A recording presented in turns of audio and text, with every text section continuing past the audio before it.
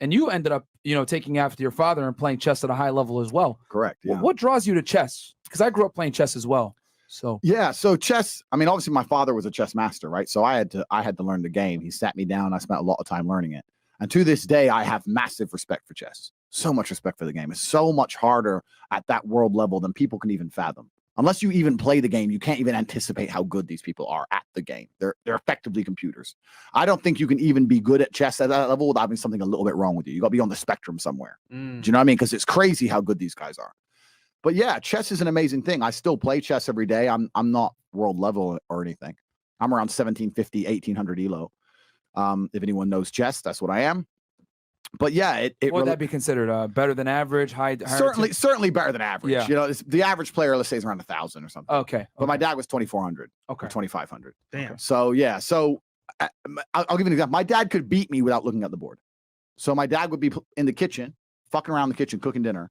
I'd be in front of a chessboard in the living room, and I'd say E4. He'd say C6. Knight F3, Knight C3. God boom, and he'd smoke me without looking at the board. That's how good the best chess players in the world are. Yeah, it's insanity. Yeah. But I do think it's a good basis for life. There's certainly a lot of lessons in chess. There's certainly a lot you can attribute to chess from everyday life to the chessboard.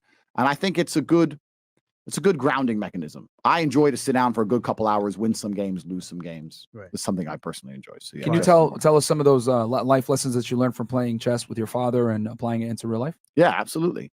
So I'll give you my favorite one first. Yeah. Please do. My favorite one is the difference between the king and the queen.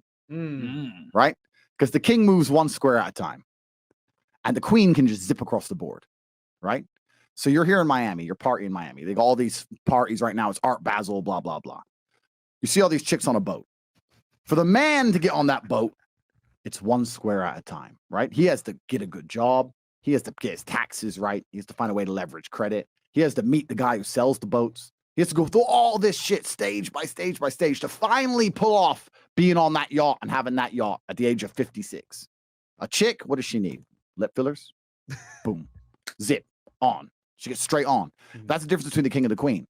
But although the king is slower than the queen, he's the most important piece, right? The king can't die. The queen can die.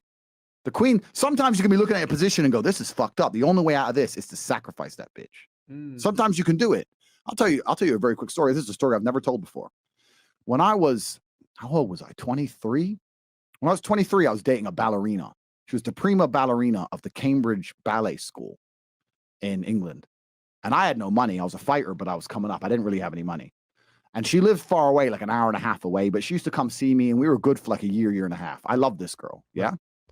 And she finished ballet school. She started dancing in clubs in London. She couldn't get any ballet work. Surprise, surprise. Who fucking wants ballet work, right? So she ends up doing like dancing and not stripping, but like dancing in the club, da-da.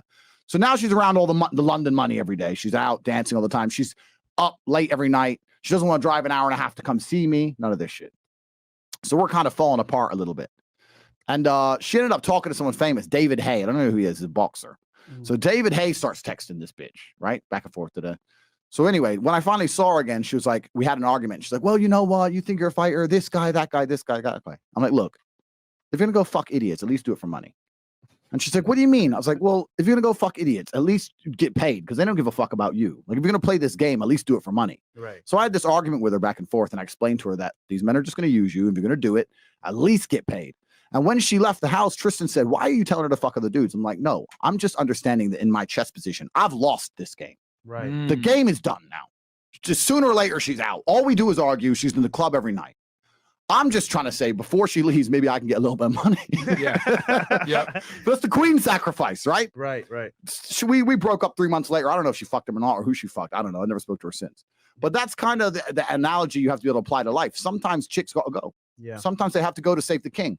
And too many dudes, most of the time, men truly lose at life. It's because they've attached themselves to a queen and they won't let her up. They won't sacrifice her.